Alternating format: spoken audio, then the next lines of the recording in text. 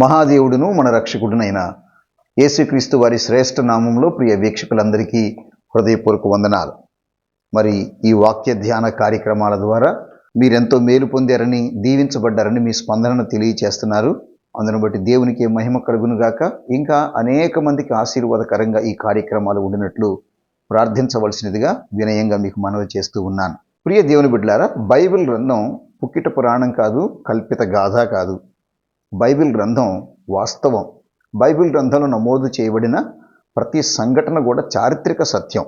అనేక చారిత్రక ప్రపంచ చరిత్రలోని అనేక అంశాలతో నిండి ఉన్న సంఘటనలు బైబిల్ గ్రంథంలో తరచుగా మనం చదవగలం. అలాంటి ఒక ప్రపంచ చరిత్రలో జరిగిన ఒక అరుదైన ఘట్టాన్ని ఈరోజు మనము ధ్యానించబోతున్నాం. మీకందరికీ బైబిల్ గ్రంథంలో ఉన్న బబులోను దేశం గురించి తెలుసు. బబులోను అనగా నేటి దినాల్లో ఉన్నటువంటి ఇరాక్ దేశం. ఇరాక్ పరిసర ప్రాంతాల్లో వర్ధిల్లిన నాగరికత మెసొపొటేమియా నాగరికత చదువుకునే వారందరికీ చిరపరిచితమైనది. ఈ బబులోను దేశాన్ని క్రీస్తుకు పూర్వం 605వ సంవత్సరం నుండి 562వ సంవత్సరం వరకు పాలించిన రాజు నెబుకద్నెజరు రాజు. ఈ నెబుకద్నెజరు కల్దీలు జాతికి చెందినవాడు. కల్దీలు జాతికి చెందిన నెబుకద్నెజరు బబులోనును సుమారుగా 43 నుంచి 45 సంవత్సరాలు పాలించినట్లుగా చరిత్రలో మనం చదువుతూ ఉంటాం. ఈ నెబుకద్నెజరు జీవితంలో జరిగిన ఒక అరుదైన ఘటన గురించి ఈరోజు మనం ధ్యానం చేస్తున్నాం. ఇందులో నుంచి ఎన్నో ఆత్మీయ సత్యాలను మనం నేర్చుకుంటాం. దయచేసి చక్కగా ఆలకించండి. ఈ 10 నిమిషాల వీడియో వర్తమానం మీ ఆత్మీయ జీవితాలకు ఎంతో ఆశీర్వాదకరంగా ఉండగలదని తెలియజేస్తున్నాను. నెబుకద్నెజరు అనే మాటకు అర్థం ఏంటంటే, నాబు దేవుడు నా సరిహద్దులను భద్రపరచునుగాక. నాబు అనే దేవుడు బబులోనీయులు పూజించే దేవీ దేవతలలో ఒక ప్రధానమైనటువంటి దేవుడిగా పూజలు అందుకుంటూ ఉంటాడు. నాబు అనే దేవుణ్ణి జ్ఞానానికి ప్రతీకగా ఎంచి బబులోనీయులు పూజిస్తూ ఉంటారు. నెబుకద్నెజర్ అనేటువంటి పేరు ఆనాడు మెసొపొటేమియా నాగరికతలో ఒక అధికారిక భాషగా వర్ధిల్లిన అక్కాడియన్ భాషా మూలాలు కలిగినటువంటి పేరు. ఇది ప్రపంచ చరిత్ర. నెబుకద్నెజరు సింహాసనానికి వచ్చిన ఒక 3-4 సంవత్సరాలలో ప్రక్క దేశమైన యూదా దేశం మీద యుద్ధం చేశాడు. యూదా దేశం మీద యుద్ధం చేసి అక్కడ ఉన్నటువంటి సంపదనంతటిని కొల్లగొట్టి అక్కడ ఉన్నటువంటి మనుషులందరినీ బానిసలుగా పట్టుకుని తన దేశానికి తీసుకుపోయాడు. అసలు ఇశ్రాయేలు లేదా యూదా దేశం మీద నెబుకద్నెజరు యుద్ధం చేసి జయించడానికి గల ప్రధాన కారణం ఏంటంటే, ఇశ్రాయేలీల దేవుడైనటువంటి యెహోవాను ఇశ్రాయేలీలు విసర్జించి వారు తమ చేతులతో చేసుకున్న విగ్రహముల తట్టు తిరిగి దేవుణ్ణి మరుచుట వలన దేవుడు అనేక మంది ప్రవక్తలను వారి యొద్దకు పంపించి వారిని ఎన్నిసార్లు హెచ్చరించినను వారు లోబడకపోవటం వలన దేవుడే వారిని దిద్దుబాటు చేయటం కొరకు, వారికి బుద్ధి కలగ చేయటం కోసం ఒక రాజు చేతికి బానిసత్వానికి వారిని అప్పగించాలని నిర్ణయించాడు. దానిలో భాగంగా దేవుడు అప్పుడు బబులోను దేశాన్ని పాలిస్తున్న నెబుకద్నెజరును రేపటం, అతన్ని ఇశ్రాయేలు దేశం మీదకు పంపించటం, ఆ దేశం మీద అతను యుద్ధం చేయటం, ఆ యుద్ధంలో దేవుడే అతనికి విజయాన్ని చేకూర్చడం జరిగింది. కాబట్టి మనం గ్రహించాల్సిన సంగతి ఏంటంటే, యూదా దేశం మీద యుద్ధం చేసి నెబుకద్నెజరు జయించడానికి గల కారణం నెబుకద్నెజరుకున్న యుద్ధతంత్రమో లేదా ఆయుధ సంపత్తో లేదా తనకున్న బుద్ధి బలము ఇవేవి కారణం కాదని, కేవలం అది దేవుని ప్రణాళికని, ఆ జాతి ప్రజలను దిద్దుబాటు చేయటం కోసం వారిని మరలా తన చిత్తంలోనికి పిలవటం కొరకు దేవుడు రచించిన ఒక ప్రణాళిక అది అన్న సంగతి మనం గ్రహించాలి. అయితే నెబుకద్నెజరు జయించిన తర్వాత ఇశ్రాయేలు ప్రజలు అక్కడ దగ్గరగా 70 సంవత్సరాలు ఆ దేశంలో బానిసత్వంలో ఉన్నారు. ఈ 70 సంవత్సరాల్లో ఏం జరిగింది అనే చరిత్రే బైబిల్ గ్రంథంలో మనం చదివేటువంటి దానియేలు గ్రంథం. ఈ దానియేలు గ్రంథం బానిసత్వంలోనికి బబులోను రాజైన నెబుకద్నెజరు చేత కొనిపోబడిన ఇశ్రాయేలీల 70 సంవత్సరాల చరిత్ర. దానియేలు గ్రంథంలో మొత్తం మనకు 4 రాజుల పరిపాలనా విధానాన్ని చదువుతాం, అలాగే ఇశ్రాయేలీల జీవనాన్ని చదువుతాం. ఈ దానియేలు గ్రంథంలో ప్రధానంగా 4 యవనస్తుల గురించి మనం ఎక్కువగా చదువుతాం. వారు ఎవరంటే దానియేలు, షడ్రకు, మేషకు, అబేద్నెగో. దేవుడే నెబుకద్నెజరుకు జయము కలగజేస్తే, కానీ నెబుకద్నెజరు ఏం ఆలోచించాడో తెలుసా? అదే ఇప్పుడు మనం చదవబోతున్నాం. రండి, దానియేలు గ్రంథము 4వ అధ్యాయము 29వ వచనం చదువుతున్నాను. అతడు తన రాజధానియగు బబులోనులోని నగరునందు సంచరించుచుండగా రాజు బబులోనును ఈ మహావిశాల పట్టణమును నా బలాధికారమును నా ప్రభావమును కనపరుచుటకై నా రాజధాని నగరుగా నేను కట్టించినది కాదా అని తనలో తాననుకొనెను. చూడండి, నెబుకద్నెజరు ఏమి తలస్తున్నాడో. దేవుడు తనకు కలగజేసిన విజయము, తన బుద్ధి బలము, తన బాహుబలము, తన ఆయుధ సంపత్తి, తన యుద్ధనీతి కలగజేసిందని దేవుణ్ణి అవమానిస్తున్నాడు. నెబుకద్నెజరు తన హృదయంలో తలంచిన ఈ గర్వపు తలంపు పైనున్నటువంటి దేవుడు చూశాడు, దేవుడు విన్నాడు. ప్రియ దేవుని బిడ్డలారా, మనుషులకు దేవునికి విషయాలను గ్రహించటంలో చాలా భేదం ఉంది. మనుషులు శబ్దాన్ని మాత్రమే వినగలరు, కానీ శబ్ద మూలాలను చూడగలడు దేవుడు. మనుషులు మాట మాత్రమే వినగలరు, కానీ మాట పుట్టుకకు కారణమైన ఆలోచన జనకస్థానమైన హృదయాంతరంగాలను దేవుడు చూడగలడు. ఆయన హృదయపు పొరలలో నిక్షిప్తమైన ప్రతి విషయాన్ని స్పష్టంగా చూడగలడు. దేవునికి ఉన్న పేరేంటంటే ఆయన చీకటిలో కూడా స్పష్టంగా చూసే నేత్రం కలవాడు. సమూయేలు యెషయి కుమారులలో ఒకరిని రాజుగా అభిషేకించటానికి యెషయి ఇంటికి వెళ్ళినప్పుడు, దావీదును అభిషేకించటానికి ముందు దేవుడు సమూయేలుతో మాట్లాడిన మాట, సమూయేలు, మనుషులు పైరూపాన్ని చూస్తారు కానీ నేను అంతరంగాన్ని చూసే దేవుడును. అవును, దేవుడు అంతరంగాన్ని చూస్తున్నాడు. నీ అంతరంగాన్ని చూస్తున్నాడు, నా అంతరంగాన్ని చూస్తున్నాడు. నీ ప్రతి ఆలోచనను చూస్తున్నాడు. మాట నీ నోటి వెంట బయటకు రాకముందే, అది లోపల ఆలోచనగా పుట్టినప్పుడే ప్రభు దాన్ని చూశాడు. దేవుడు చూసే దేవుడు. ఎక్కడ చూసే దేవుడు? మనం చేసే మన భౌతిక కార్యాలను మాత్రమే కాదు, మన అంతరంగంలో ఉన్న ఆలోచనలను కూడా చూసే దేవుడు. దేవుడు చూచే దేవుడు అనే గ్రహింపు నీవు నేను కలిగి ఉండాలి.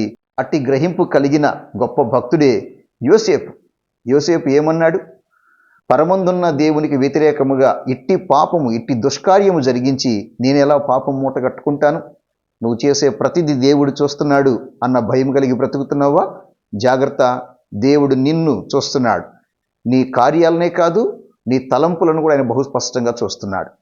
నెబుకద్నెజరు దాన్ని గ్రహించలేదు. తన హృదయంలో గర్వించి, ఇదంతా కూడా నా జ్ఞానం, నా గొప్పతనం, ఇదంతా కూడా నా బలము, ఇదంతా కూడా నా శక్తి అని హృదయంలో విర్రవీగటం మొదలుపెట్టాడు. దాన్ని పరముందున్నటువంటి దేవుడు చూశాడు. చూసిన దేవుడు ఇదిగో ఇప్పుడు నెబుకద్నెజరుతో మాట్లాడుతున్నాడు.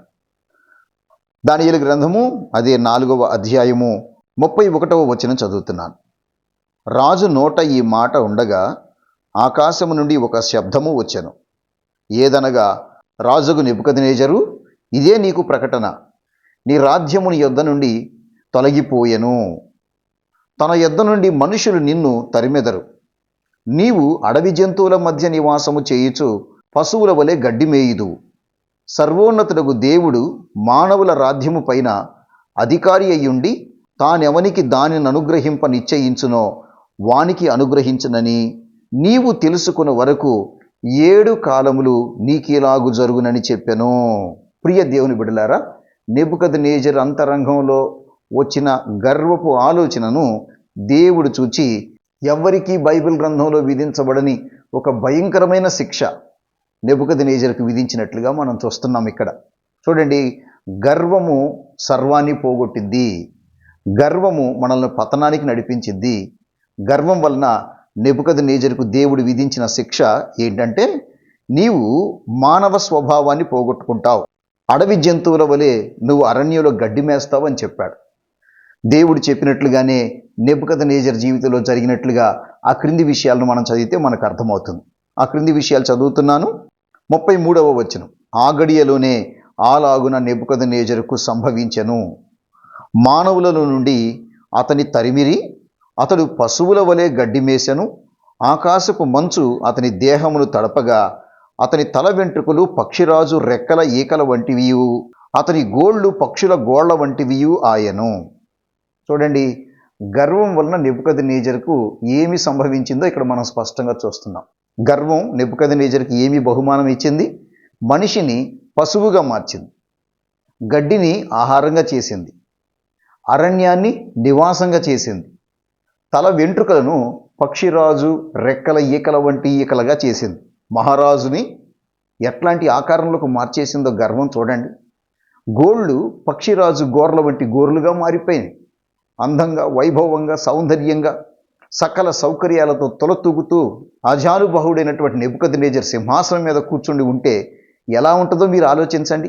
అలాంటి నెబుకద్నెజరు ఈరోజు మనుష్య స్వభావాన్ని పోగొట్టుకుని పశు స్వభావాన్ని ధరించి ఇదిగో గాడిదల మధ్య గడ్డి మేయిచు, అంతఃపురాన్ని విడిచి అరణ్యంలో బ్రతుకుతూ, సహజంగా తను తినే రాజభోజనాన్ని విడిచిపెట్టి గడ్డి మేయిచు, అతని తల వెంట్రుకలన్నీ కూడా పక్షిరాజు ఏకల్లాగా మారిపోయి, గోర్లన్నీ కూడా పక్షిరాజు గోర్రులాగా మారిపోయి, వికారంగా వికృతంగా మారిపోయిన నెబుకద్నెజరు ఈ పరిణామం వెనక గల కారణం ఏంటంటే అతని హృదయపు గర్వమో.